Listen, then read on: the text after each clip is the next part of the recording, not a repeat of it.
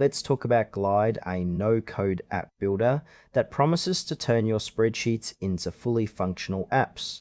But does it deliver on that promise? I've spent some time exploring its features, and there are definitely some things you'll want to know before diving in. Glide is designed for anyone looking to create apps without any coding skills. At its core, it allows you to take data from Google Sheets and transform it into a mobile-friendly app.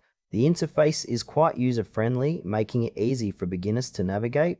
You can add components like buttons, images, and text fields with just a drag-and-drop action, which feels intuitive. However, while the basic functionality is solid, there are areas that might leave some users wanting more. For example, the customization options can feel somewhat limited if you're looking for a very unique design.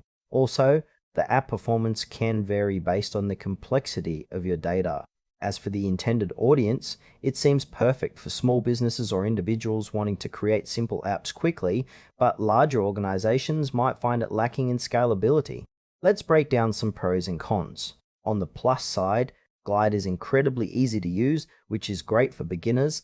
The integration with Google Sheets is seamless, and you can get an app up and running in no time. However, there are some downsides. The customization can feel restrictive, which might frustrate users who want more control over their app's look and feel. Additionally, if you expect robust support or extensive documentation, you may find it lacking. Pricing is another point to consider. While there's a free tier, you'll need to upgrade for more features, which can add up. So, if you're a solo entrepreneur or a small team looking for quick solutions, Glide might be a good fit, but larger teams may want to explore other options.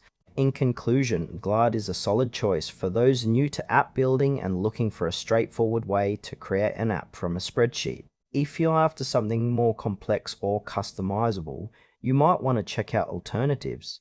Overall, it feels worth trying, especially if you fit that beginner demographic.